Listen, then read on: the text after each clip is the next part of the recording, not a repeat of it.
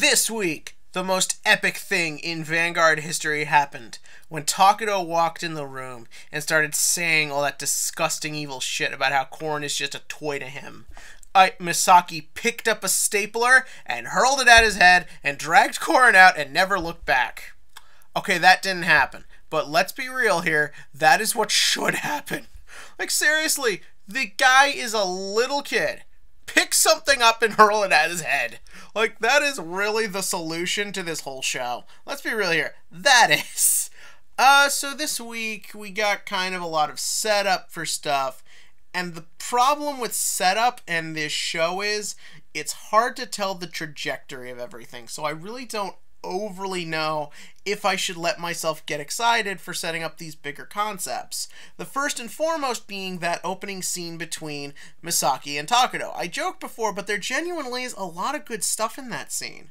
First up, it's a Misaki-focused scene. And even if we're taking waifu jokes out of there, Misaki is very clearly the best character in the whole show. So any scene with her is good, and any scene where you can really play up the concept of she is to all extensive purposes a normal girl entering a supernatural situation is great, and it is done actually really fucking good. Misaki's voice actress does a fantastic job of portraying the perfect combination of angry while also scared and confused and not sure what's going on. Just all these realms of emotions, and she just does it perfectly, which shouldn't really be that easy because one of the things about Misaki is she has a very straightforward tone. She just kind of sounds either angry or bored all the time, but the actress who plays her I think adds a real good amount of personality and complexity to the character. So hands off to her. Also, the voice actor doing Takuto. I've gone on record saying I think this whole thing with whatever the fuck Takuto is ridiculous, but at least the actor is given the chance to really sink his teeth into things and have some fun. And also, what they're talking about is genuinely interesting. It's not some big existential speech about Vanguard. It's a very intimate conversation about, well, what do we do with this girl? Takuto is talking about Koren like she's an object, she's a tool, she's a weapon for him to use. Misaki wants to protect her, Misaki wants to help her, and even though my first instinct would be to have it that Misaki takes Koren and then we deal with the consequences of what being away from Takuto does to Koren later, I can also understand and appreciate the idea that Misaki doesn't really know if that's necessarily the right answer. Koren loses all her memories if that happened. How far does that go? Does Koren become like a vegetable? Like, there's all these factors she doesn't know, and she's just kind of left there scratching her head not sure. It's a very nicely done scene. It's just, I don't know if I can trust this show to really give this more sort of crazy concept what it needs, that screen time, that level of adult writing, that level of complexity, because as we're seeing with everything with the Psyqualia stuff, like zombies and the season 1 stuff, the show doesn't really seem that interested in that, and it gets kind of worrying, because I know where this manga goes, and I know they don't necessarily do much with it either. We'll have to see what happens. Obviously, we're going to be off book very soon, and it looks like everyone's getting together to our climax. Sort of weird, we have basically the exact same build-up to our climax, and that is everyone is just about to be convening on the same place, which just happens to be the villain's lair. But whatever.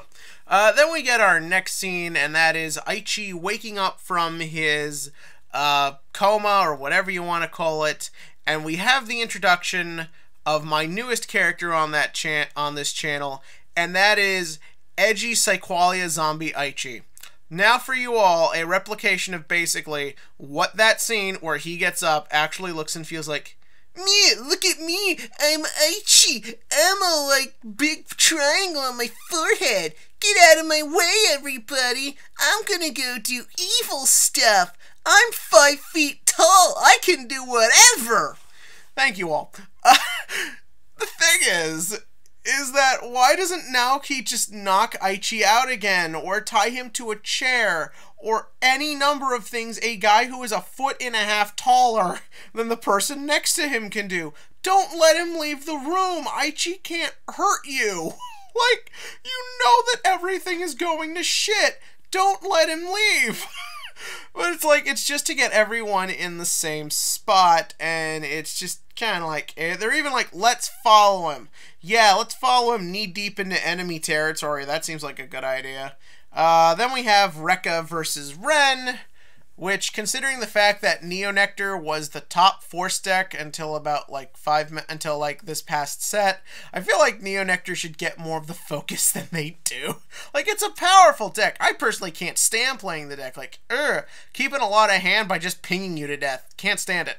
But it's just like, nah, Rekha's just like, here, let's go fight in private, because it makes that much of a difference. And then Ren beats her, and Rekha's just like, I don't know, maybe I just don't want to be Takuto's servant anymore. Takuto, you are a shitty boss. Like, you are doing a terrible job of taking over the world if this is the best you've got. Like, this is what happens when you don't give your employees full-time health coverage for full-time work. Like, God, Takuto, God.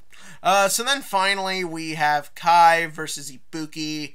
And I hope to God Ibuki has some real drama, because I'm really getting sick of this guy. Like, he's just kind of loud and obnoxious and unpleasant, and I know Kai can't win, because sooner or later, Ichi will have to beat Ibuki. So, yeah, there's that. Apart from that, yeah, it's kind of neat. Any scene with Ichi, Kai and Ren is golden. Rather it's the comedic scenes or even the more serious scenes, like when the two are talking, the way they bounce off each other, the way it's written, and the way the actors perfectly play this combination of yin and yang, I think really is well done. And I would just love a whole arc themselves, where it's just kind of Kai being ruled by his anger and Ren being able to be more calculating. It's great, and I love seeing intelligent Ren. So that's pretty good. And then the last thing, there's of course the true greatest scene of the episode. A line of horny boys just wanting to be checked out by Asuka. If you love ponytail waifus, you came to the right place. So, yeah, that was this week's episode of Vanguard. It was very easy to make fun of. All in all, I was very entertained, but yeah, gotta do what you gotta do. So anyways, on to the Vanguard question of the week. And that is, Bushiroad Springfests are actually starting up next week. I believe Bushiroad Springfest Chicago is first up on the list. Odds you pick a place that doesn't really look like it has spring until like May.